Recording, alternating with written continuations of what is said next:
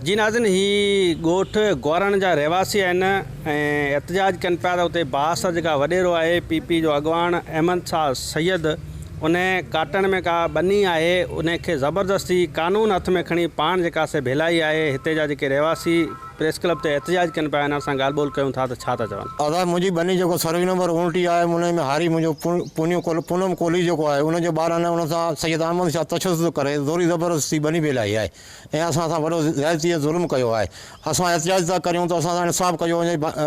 बाला ऑफिसरनि खे DC SP साहब ऐं ॿियनि खे अपील था करियूं त हिन ज़ुल्म जे ख़िलाफ़ु असां जेको अॻिते वेंदासीं ऐं हिननि जे ख़िलाफ़ु कार्रवाई कई वञे। वॾेरे पंहिंजी वॾेरशाही जी ताक़त ॾेखारींदे ऐं ज़ोरी बनी भेलाई वई ऐं बनी जी हालत ॾिसी वञे।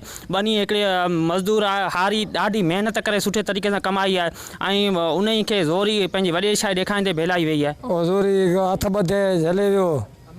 अहमद सां गॾु हो असांखे गुलदार हो, ॿियो हिकिड़ो सिद्धी आहे, गॾु 3-4 ॼणा ज़ोरी झले असां नाकी करे हथ ॿधे पोयां हिकिड़ो छोकिरो आहे मुआरो आहे हुनखे धक कोन आया सभु कुझु हथ ॿधे उते उछलिया आहिनि घरनि जे। ग़रीब हिन सां ज़ुल्म कयो आहे। हिते जे बासर वॾेरो अहमद शाह ग़रीबनि सां ज़ुल्म करे थो, अञा बि धमकाए रहियो आहे।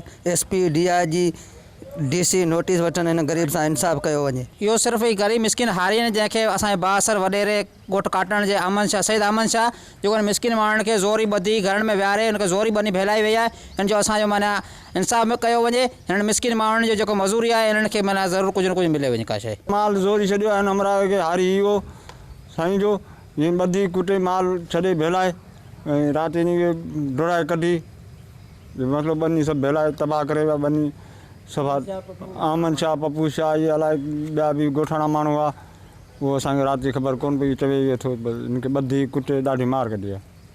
कयो वञे असां सां ग़रीबनि सां ज़ुल्म न थिए, न जेके वॾेरा आहिनि उहे पोखे वेठा आहिनि, असां ग़रीबनि में भेलजनि पई। जी नाज़रीन, ही ग्वारनि जा जेके रहवासी आहिनि कोली बिरादरी जा माण्हू आहिनि। उन सां गॾोगॾु जेके ॿिया मुख़्तलिफ़ बिरादरनि जा जेके माण्हू आहिनि उहे इस्लाम कोर्ट प्रेस क्लब ते पहुता आहिनि। इल्ज़ाम हणनि पिया पीपल्स पार्टी जो जेका बासर वॾेरो आहे सैयद अहमद शाह उन हिननि जी जेका से पोखियल बनी आहे उहा ज़बरदस्ती जेका भेलाए छॾी आहे। उते जेके रहंदड़ हारी आहिनि उन्हनि खे हथ पेर ॿधी उन यरगमाल बणाए हिकु घर में क़ैद करण खां पोइ समूरी जेका बनी भेलाए छॾी आहे।